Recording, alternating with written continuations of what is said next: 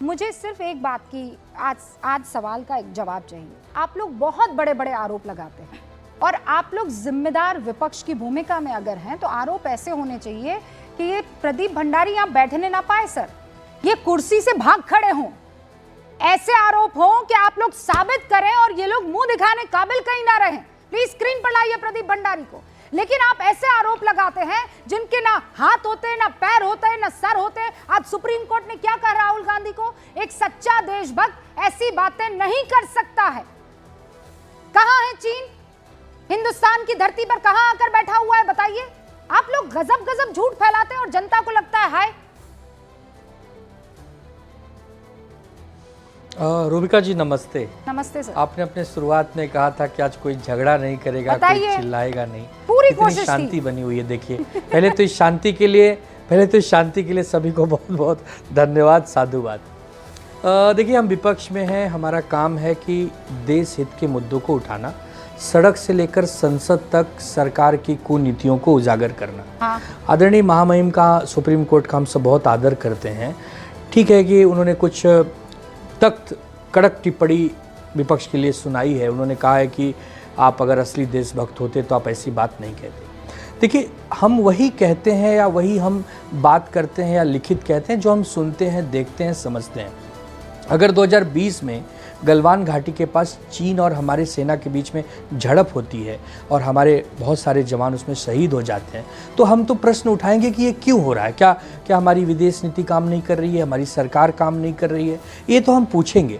और अगर ऐसा लगता है आदरणीय सुप्रीम कोर्ट को कि 1 इंच भी ज़मीन भारत माता की चीन ने कब्जा नहीं की है तो कोई बात नहीं, हो सकता है हम गलत हो सकता है हमने ध्यान से न देखा हो। लेकिन अगर हम सवाल नहीं उठाएंगे कि जब झड़प होती है, जब दोनों देश की सेना आमने सामने होती है तो ज़रूर वहाँ कोई मनमुटाव है, ज़रूर कोई विषय को लेकर विवाद है, कोई प्रेम मोहब्बत से तो चीन और भारत आमने सामने नहीं आए हैं ना। ज़रूर कहीं ना कहीं हम तो किसी की ज़मीन कब्जा नहीं करते, तो स्वाभाविक सी बात है कि हमारी कोई कब्जा कर रहा होगा। हमारा तो पीओके हमारे भारत का भी हिस्सा है जो पाकिस्तान ने कब्जा किया, तो उसके लिए हम एक बार लड़ेंगे, टकराएंगे। तो क्या अगर कोर्ट हमें डांटेगी तो कोई बात नहीं, कोर्ट से ऊपर तो हम नहीं है। 10 सेकंड सुनिए सर, मैं एक सिंपल सी बात आपसे कह रही हूँ। आप लोग ना सोशल मीडिया पर कहने के लिए तो कोई प्रूफ चाहिए नहीं होता है। आज आपको पता है जस्टिस दीपांकर दत्त ने क्या कहा? उन्होंने कहा why in social media post and not in parliament. मतलब सोशल मीडिया पर तो आप पोस्ट कर लेते हैं चीन ने कब्जा लिया हमारी जमीन, पार्लियामेंट में बोल के दिखाए ना, झूठ बोलेंगे तो फंस जाएंगे। उन्होंने कहा how do you get to know कि 2000 square kilometre was acquired by China. कहाँ है प्रूफ? कहाँ है? What is the credible material you guys have?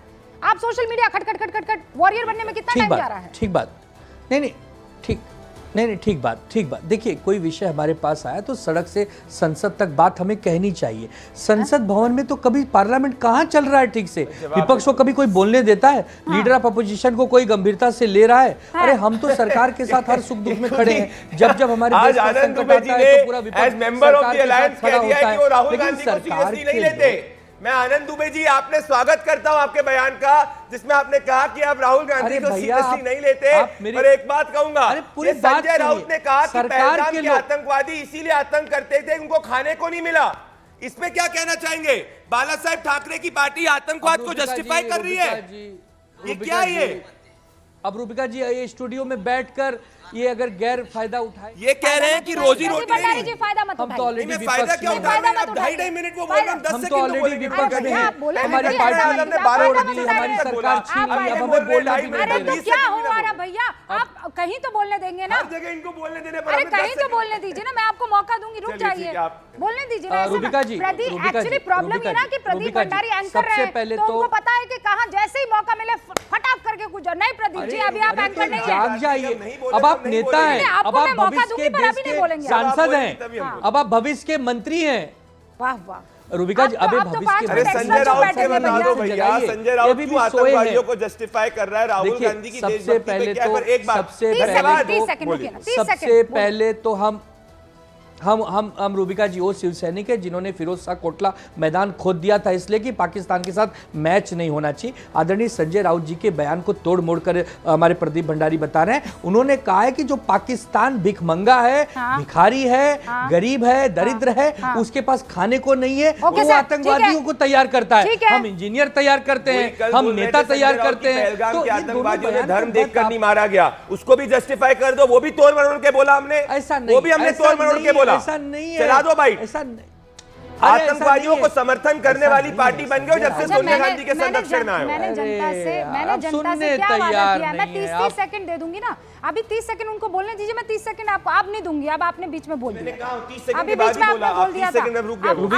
Rubika जी और लोग इंतजार कर रहे हैं। रूबिका जी प्लीज ओनली 10 सेकंड। रूबिका जी मुझे दिखाई नहीं, हाँ रूबिका जी मुझे एक तो दिखाई नहीं देता, मैं तो सिर्फ सुन सकता हूं, मुझे सामने टीवी नहीं है। हाँ, मैं ये कह रहा हूं रूबिका जी, मैं ये कह रहा हूं कि नेता प्रतिपक्ष नेता विपक्ष को भी सम्मान देने की आवश्यकता है। अगर वो कोई विषय उठाते हैं, हो सकता है कि उसमें बहुत ज़्यादा आपको लगे कि भाई सुप्रीम कोर्ट को कि इनके पास आधार नहीं है, लेकिन क्या जो झड़पें आती हैं, जो मारामारी की खबरें आती हैं, जो अक्साई चीन में चाइना कहता है कि हमारा है, तो इन सब विषय पे बहस तो होनी चाहिए ना। ठीक है, हो सकता है कि आज हमारे पास कोई प्रूफ नहीं है, लेकिन आप ये कैसे कह सकते हैं हम देशभक्त नहीं है? हम तो महामहिम सुप्रीम कोर्ट जी का बहुत आदर करते हैं, लेकिन नेता प्रतिपक्ष को देशभक्त ही नहीं। हाँ, वो सुप्रीम कोर्ट अरे हाँ, लेकिन महामहिम को हाथ जोड़ के यही कहेंगे कि इतना तो हमें भी साथ दे दीजिए महामहिम। अल्लाह का शुक्र है कि आप उनको हाथ जोड़ के कह रहे हैं, वरना आप उनको भी कौन सा वाला वो मोदी कोर्ट और कुछ भी कह सकते थे। आप कोई भरोसे नहीं है विपक्ष के। प्रदीप भंडारी 20 सेकंड मांगे थे, 20 सेकंड बोल दीजिए। मेरे को आ गया 20 सेकंड बोलने की, आप एक बार टाइमर चालू कर दीजिए रूबिका जी, जिससे कि 20 सेकंड। नहीं, आप नहीं करते हैं ऐसा, आनंद जी कभी नहीं करते, मैं जानती हूँ। 20 seconds I am putting on the timer sir, 20 seconds not more than that. 2000 kilometre Rahul Gandhi कह रहे थे चीन ने भारत की भूमि में कब्जा करा बिना प्रूफ के। क्या कोई देशभक्त ऐसे बोलेगा? राहुल गांधी ने कहा कि भारत ने पाकिस्तान के सामने सरेंडर कर दिया। कोई देशभक्त ऐसे बोलेगा? इल्हान उमर के साथ कोई देशभक्त बैठेगा? पन्नू जैसे आतंकवादी के समर्थन में स्टेट कोई देशभक्त आएगा? कोई पाकिस्तान को क्लीन चिट कोई देशभक्त बोलेगा? कोई देशभक्त क्या हिंदू आतंकवाद शब्द का प्रयोग करेगा? कोई देशभक्त क्या लश्कर तैयबा से बड़ा खतरा हिंदुओं को बताएगा इस देश के अंदर? ये देशभक्त नहीं है, ये सुप्रीम कोर्ट ने कहा है। ओके, ये सुप्रीम कोर्ट की तरफ से की गई टिप्पणी है और इसीलिए अनंत विजय जी, अभी जब शिवसेना के प्रवक्ता ये कहते हैं कि एलओपी को, नेता प्रतिपक्ष को कोई किसी तरह की कोई इज्जत तो देना होगी ना। अगर वो कोई मुद्दा उठा रहा है तो उस मुद्दे पर संसद में बहस करने में क्या प्रॉब्लम हो रही है, चाहे वो एसआईआर का मुद्दा हो कि ये चीन का मुद्दा हो। रूबिका जी, इज्जत दिया नहीं जाता, इज्जत लिया जाता है। इज्जत लेने के लिए इस तरह के बयानों से दूर रहना होता है ना। जिस प्रकार से वो आज सुप्रीम कोर्ट के बयान पर बहुत चर्चा हो रही है, लेकिन सुप्रीम कोर्ट ने कहा 2000, इतना स्पेसिफिक कहां से पता चला राहुल गांधी को कि 2000 स्क्वायर किलोमीटर आपने कब्जा कर लिया? दरअसल राहुल जी का अगर देखें तो वो इसी प्रकार से भ्रामक खबरें देकर और भ्रामक ये करके देश में एक ऐसा वातावरण बनाना चाहते हैं। आप याद करिए वीर सावरकर के मुद्दे पर कोर्ट ने उनको क्या कहा था। कोर्ट ने वीर सावरकर के मुद्दे पर भी उनको लताड़ लगाई। कोर्ट ने उनको मोदी जी की जाति या मोदी जाति बताने पर भी उनकी सदस्यता गई, 2 साल की घर छोड़ना पड़ा। उसके बाद आप याद करिए पेगासस के मुद्दे पर कितना वातावरण बनाया गया, और पेगासस के लिए जब मोबाइल मांगा गया तो किसी ने मोबाइल जमा नहीं किया। यही अब एसआईआर के मुद्दे पर बिहार में हो रहा है। 2 दिन हो गए, किसी विरोधी दल के नेता ने कोई आपत्ति जमा नहीं कराई। जो 964 आपत्ति जमा हुई है रूबिका जी, वो वहां के जनता ने जमा किया है। और इन नेताओं के पास इतनी फुर्सत नहीं है। अभी मैं सुन रहा था, बड़ी दिलचस्प टिप्पणी हुई कि 5 मिनट में पीडीएफ बदल दिया गया। अरे भैया, जब आप उसी नंबर से 2020 में, 2019 में, 2014 में वोट कर चुके हो, 2015 में वोट कर चुके हो, तो फिर कहां से बदल दिया गया?